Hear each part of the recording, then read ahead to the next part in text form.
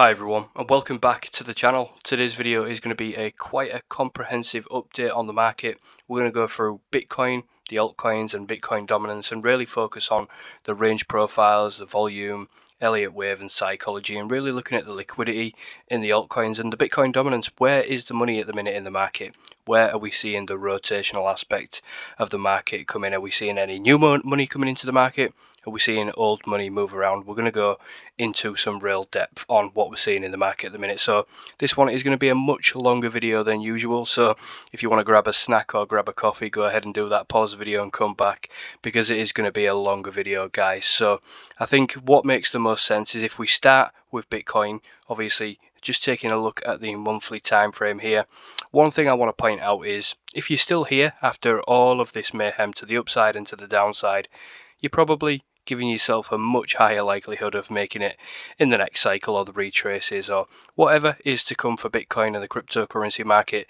If you're still here after all of this mania and fear, then you're doing yourself proud. There's not many people left in the market. There's not many people messaging me at the minute who are not in crypto going, oh, is it a good time to invest? Is it a good time to invest? I was getting so many messages up here saying, what shall I buy? What shall I buy? Am I too late? No. And no real messages down here about altcoins or Bitcoin, and still really nothing. So what I want to do is just show the Google Trends at the minute and how many people are searching for crypto and Bitcoin at the minute. Are many people interested? Are we the only ones left here? So here we are on Google Trends, and you can see this is just interest over time, how many people are searching the word cryptocurrency or Bitcoin or altcoins. It's all around the same. If you compare it to something like Bitcoin, we will see that it just follows pretty much precisely when everyone's searching crypto or Bitcoin. It doesn't matter too much, but the main thing that we need to focus on is there are times in the market when hardly anybody in the world is searching for Bitcoin or cryptocurrency, and there are times in the market when absolutely everybody is searching the word cryptocurrency or Bitcoin. This is because the mainstream media, they push out news stories and they create liquidity in the market. They create liquidity by saying, wow, Bitcoin, when's it going to stop? Is it ever going to stop going up? Up at the highs here, people Google it and they think, wow, must be such a good investment. I'll buy now. And then they lose all of the money. It happens in previous cycles. It happened this cycle. And what we're seeing now is interest returning to the same levels. Look at that cryptocurrency. We're talking a scale of 9 here out of 100. Let's have a look at what we was back in 2020 before the massive rise to the upside. We're talking them 4 and 5 levels. So could be a little bit lower to go. But realistically, if we are looking at the word Bitcoin and the word cryptocurrency, absolutely nobody is interested at the minute. And these are the times when I tell people this is the time to be interested in the market when nobody else is, because as the interest peaks, as we get to these 100 levels, it's too late. It's too late to invest. These are the times when we'll be looking to take major profits on our Bitcoin and our altcoins and our trades, and potentially even looking to hedge some shorts in the market, because we see these are dangerous times in the market when we get up to these 160 and 70 levels here for the word crypto and Bitcoin. But at the minute we're really at some low levels. Doesn't mean that we have to bottom. It doesn't mean that we haven't got a little bit further downside to go. All it means is the psychology of the retail investors at the minute looking at the word crypto and Bitcoin. Absolutely nobody's interested. So if you're watching these videos and you're still around, that is why I said you're doing yourself proud, because not many people actually stick around. At least 90% of people up at the highs here will have left the market. They'll be calling cryptocurrency a scam because they plain well didn't take profits and they lost all the money, and they'll be telling everyone else, oh no, I won't even go anywhere near it. But in fact, the people in 2019, 2020, that was just slowly accumulating, doing some technical analysis and maybe even just forgetting about their investments for a couple of years, did really well if they was able to take profits. But that is why sometimes it maybe takes a couple of cycles for people to learn the ropes. If you've been around all of the hype and all of the fear a couple of times, you know what to expect. You've seen it all in the past before. So this is just a little sneak peek into how you can monitor and how you can see how many people are searching the word and how many people in the world are searching the word crypto or Bitcoin. And that really is shown from the Bitcoin price chart. We're talking them 2020 levels when the interest in crypto was so low and the prices are so low. We're talking them 21, 22 levels where everyone's interested in crypto, everyone's searching it on Google Trends. And now as prices have returned back to these lower levels, still nobody is interested. But what I want to do is focus on some fixed range volume profiles from the massive pump to the upside that we got. Take a look at where we bottomed out at for this big massive capitulation to the downside. We're talking the point of control here coming in at around 17,000. Obviously we dipped lower than that, but just taking into account this fixed range volume profile, that gave us a good idea of what we was to expect to the downside. So if we now take a look at the fixed range volume profile of this capitulation to the downside, take a look at where we returned up to. That point of control coming in at around 29,000. Obviously we've been above and we're currently below it at the minute, and that is why I think it makes absolute sense for us to be ranging at the minute, because this pump in the market will have raised a lot of interest. Some people may have returned back into the market to buy up at the highs, but we are just still range bound. We've been range bound for 1, 2, 3, 4, 5, 6 months at the minute, and I know everybody was expecting September to be a red month, and it still could with 14 days left. But we was outlining the other day on Twitter, just saying, you know, we've seen these ranges, we've seen this range for the past 5 months, we're below it at the minute, which we was. Would it make much sense to jump back into the range? It already has done that, and that's the big pump that we've seen on the lower time frame that everyone seems to be getting excited about. But just being able to negotiate them emotions in the market, not really getting too excited up at these range highs and not getting fearful down at these range lows, because accumulation or distribution can happen over a period of many months. We don't have to be just sat here expecting major moves to come in for Bitcoin and crypto when we want them to happen. It's about the big players in the market being able to invest at the lows when no one's interested and take profits up at the highs. And these volume profiles and points of control can just give you a quick idea really of what we've seen and how the market has retraced and pumped and dumped in the low liquidity environment, because we're seeing no new money come back into the market, as we've seen with Google Trends that we just looked at. No one's returning back into the market, so the money that we're seeing flood into the market here is people that have taken profits up at the highs and then looking to reinvest down at the lows. This is not people coming back into the market. These are current market participants that are already in the market being able to just add a little bits of profit down at the lows and maybe sell a little bit of profit up at the highs, which puts us in a strange situation, because we are in a range at the minute and we are in a dangerous position, because it's a nice pump off the lows. But when we look at this in context to what we've just seen, there's no new money coming back into the market yet. Will a big news story come around, an ETF approval, possibly ignite that and get some big green candles to the upside in 2023, 2024? Possibly, but we just need to look at this with context, look at the fixed range volume profiles. This Bitcoin move at the minute is not new money coming into the market, which is a pretty good sign really for people that are still around, because when you're seeing moves happen from money just moving around in the market and no new money coming into the space, like in 2019 and 2020 with a dump and a big retrace out of there, still no new money was coming into the space there. Everyone was calling for lower because of what had happened in March 2020, and everyone was really scared and saying that you should stay away from the markets. And then as the big green candles approach, everybody piques their interest. So when we're looking at the current move for Bitcoin, a slight move off the low, yes. It's not really bringing anybody back yet. We're not seeing them mainstream media news stories come out and say, wow, when's crypto going to stop? When's it going to stop going up? If you look at the Bitcoin searches and the crypto searches on Google Trend, it's still low. And probably if you look at anyone talking about it online outside of our little echo bubble on Twitter, a lot of people will still call it a scam. Or if you go out and ask someone about a cryptocurrency in the street, they'll say, wow, yeah, it's down in a big crypto crash. All people are focusing at the minute are on the crypto crash. They're not focusing on the crypto pump, which is a good sign for us in the market at the minute.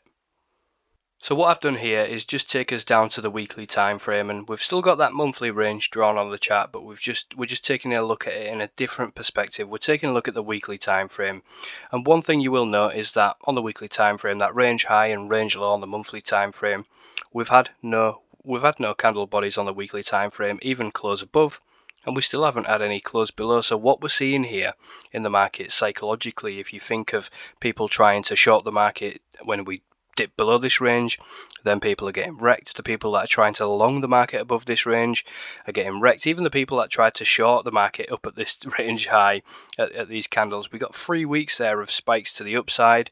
People would have thought, yep, this is a good time to short, and even another big wick there to go and take them out. And then obviously as we start to approach the range lows, look at that, 1, 2, 3, people maybe tried to start to short the market as we are breaking below that range, especially when we got that max fearful last week. Even this week, actually, it was this week, we're talking max fear to start this week off. Everyone's saying, wow, this is it, 20k, 15k, 12k, you know, you see all the calls every single time. These emotional people on Twitter may act like they know what they're doing in the cryptocurrency market, but we see it play out, and we do the total opposite. We tweet out at these moments saying, well, this is looking exactly like a spring phase of something that we'd analysed just a month ago, a stock that we said about a spring phase to the upside. Tilray said it's looking absolutely exactly the same.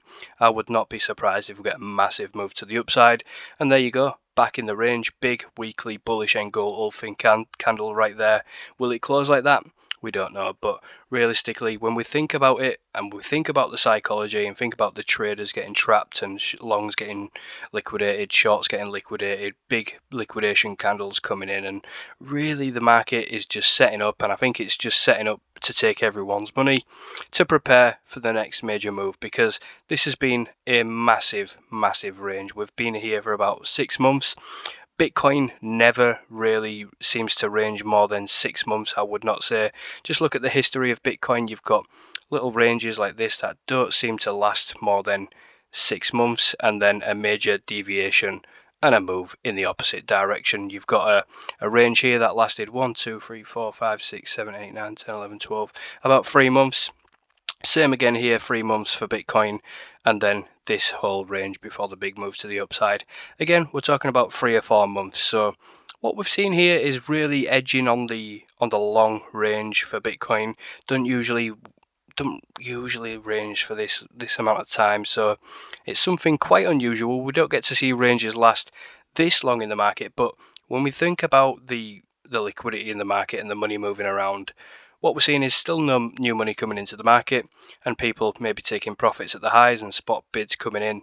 So I think this makes sense to see at the minute. We're seeing the market just take liquidations, the market makers liquidate short, lower time frame traders, and them spot positions perhaps are being able to be built by the market makers at the same time as generating max fear as a range break lows. Are we looking to head back to the upside? I do think we are going to potentially head back to the top of this range. I do think that is the next move, but obviously we've had a good run of predictions over the past few months. I've had a lot of messages, which is again why I'm making this video, because a lot of messages on Twitter are really hard to reply to, so it makes it a lot easier just to make a big comprehensive video on Bitcoin and the altcoins and liquidity in the market, and just really discussing the psychology. Because I got a message the other day saying, how do you deal with the emotions? How do you not feel FOMO? And if you've been in the market for so long and you've been able to experience all of this euphoria and depression in the market, you've experienced it all. That's a full cycle there. You've experienced every single emotion you can experience in the market, and I've experienced it all, luckily enough, learned from a good few people, able to take a high percentage of profit, but maybe not as much as I should have. So we're not all perfect in this market. I do wish I would have taken more profit, but again, we never know when the market's going to top, and we never know when the market's going to bottom. That's why we build them positions like we've been talking about for the last 6 months. Or if you're new to the channel, just go back and watch a couple of videos from last year on Bitcoin and the current videos on Bitcoin. You'll see how we're focusing on building positions, especially with the altcoins, being able to put ourselves in them risk-free situations. And as we are now in a bit of a no man's land for Bitcoin, could we do that? Yep. Could we do that? Could we just go up from here? We don't 100% know. The risk to reward at the minute in the market is it's a lot worse than it was down here. We was talking about being so bullish down here, and everyone was saying that, oh, you know, we're going to 10,000, 12,000. We were so bullish here. And then when we got back up here, all of the people that called for 12,000 down here, they started to get bullish, and we're starting to see a dip in the market. So realistically, when we're talking about psychological implications of the market movements at the minute and the market participants, we're in a good situation. If you haven't been able to build yourself in that risk-free environment again from these moves off the lows, you probably want to set yourself a bit of a plan to start DCAing at some current levels that you're really wanting to look at for Bitcoin and your altcoins, because people can get greedy to the upside, but people can also get greedy to the downside. There's a channel I follow on YouTube. He does a real good analysis of this. It's the Market Mobster. If you go and follow him on, I follow him on Twitter. Go and watch him on YouTube. He does some real good analysis of people saying, don't get greedy up here. But again, you can get too greedy down at these lows. People want to start waiting for lower and lower and lower, and that is just a different type of greed in the market. As we see at the highs, the euphoria, it's the desperation to get in lower. And I said again, we see that greed play a role in the market. And that brings me swiftly onto the altcoins. Here is the total 2 market cap. So this is everything apart from Bitcoin in the market. And you can see a different structure in the market for the total 2 market cap here. Quite different to what we're seeing in Bitcoin. We see the total 2 seem to range for a lot longer than Bitcoin does. Back here in 2018 all the way to 2020, we saw a massive nearly a 2-year range there for the altcoins, 639 days. And you can see the current range here for the altcoins, we're talking 457. So I'm not saying that we just have to zoom straight out of here. And you can see back in 2018 to 20, we got a couple of deviations above, 1, 2, 3. We got 3 real deviations above and below before then working our way out of that range, before we saw the max euphoria come into the market when obviously everyone came into the market. So what we're talking about right now for the altcoins is, are we at the lowest point we could have possibly been? Do we potentially even have another dip to go and deviate below that range and then zoom to the upside? Potentially. These are all scenarios that we could be looking at, but when we look at it in a contextual manner, if we are building positions in altcoins, managing to get ourselves risk-free, but also increase our cryptocurrency by being able to sell some of the pumps and buy the dumps with the profits, and put ourselves in that risk-free situation once again, we're potentially setting ourselves up for a major opportunity to profit taking in the next year or so. Because if again we take a look at the fixed range volume profile here for the altcoins, we'll take it from the high to the low. Take a look at where that point of control comes in at. It's really resting above that big bearish liquidation candle there at around 900 to 1 trillion. So a really key psychological level here in the altcoin market, that 1 trillion level that we've been above before, really acted as a nice bit of support and then resistance.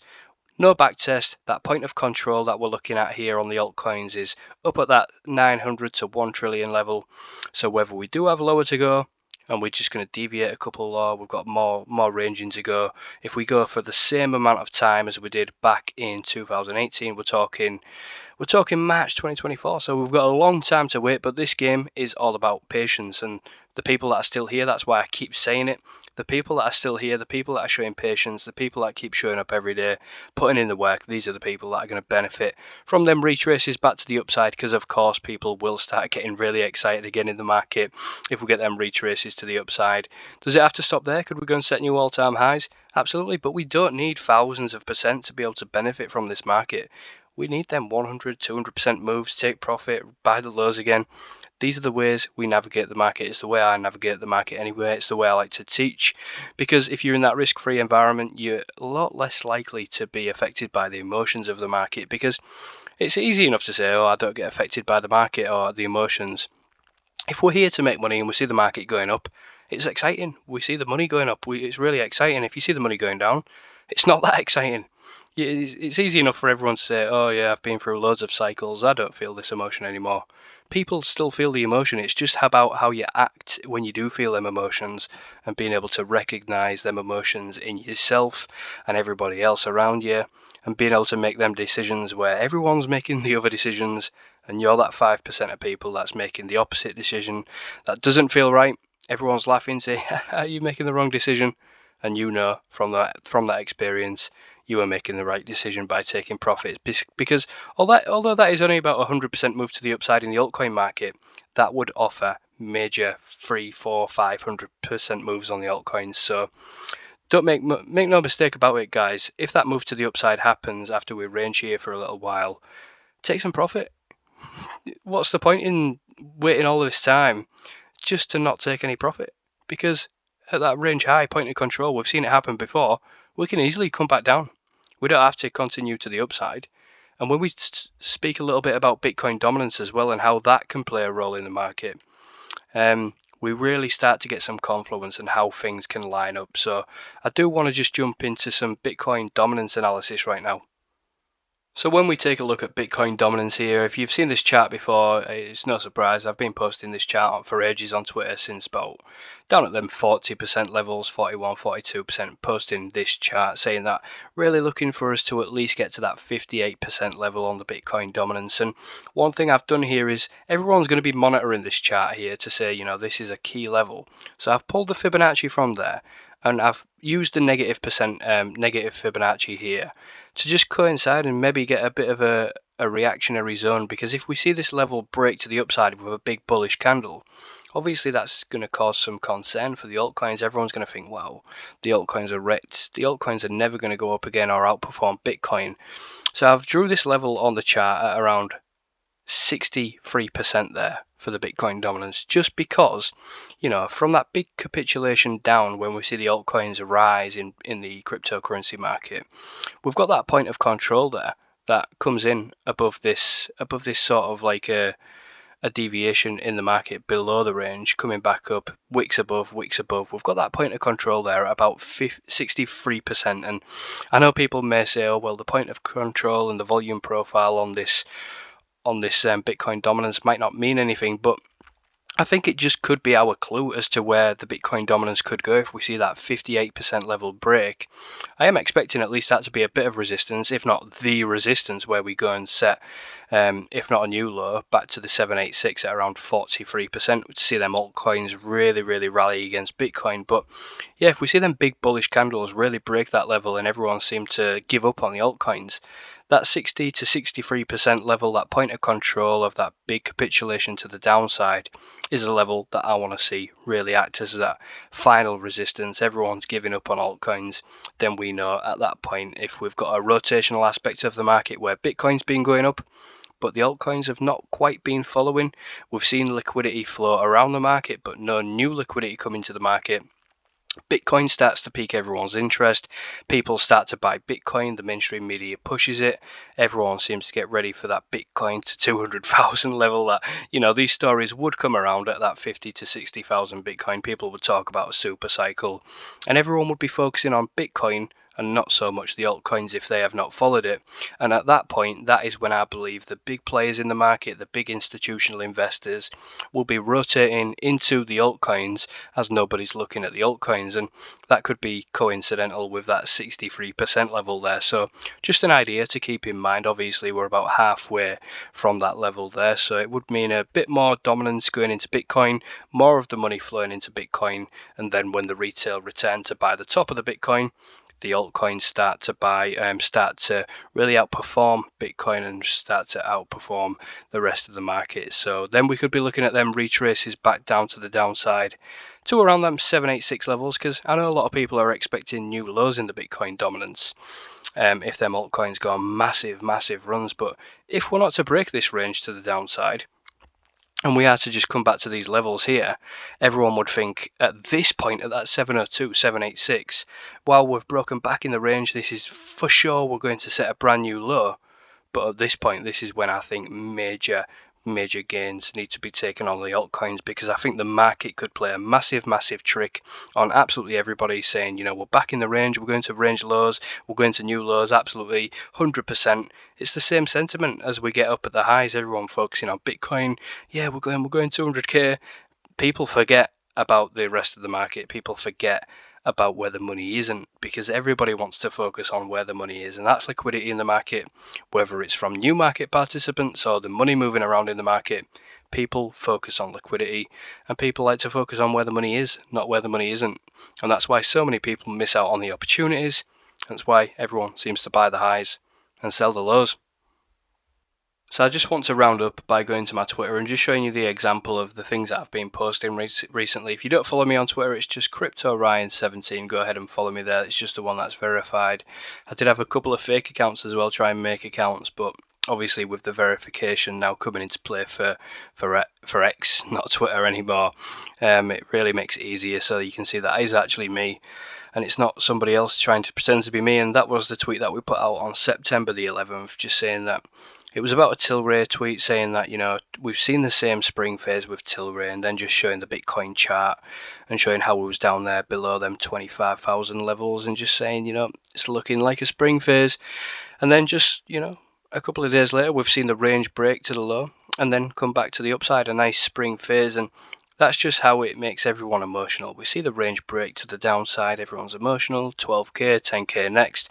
Break back within the range, you'll see calls for 50, 60,000, and that's what a range does. It wrecks absolutely everybody, and that's what I've been showing on the analysis there. We're seeing absolutely everybody get wrecked. The people who are longing, people who are shorting, but the people that are building spot positions with no real emotions and being able to capitalize on them 100% moves and reinvest in profits, putting yourself in that risk-free situation.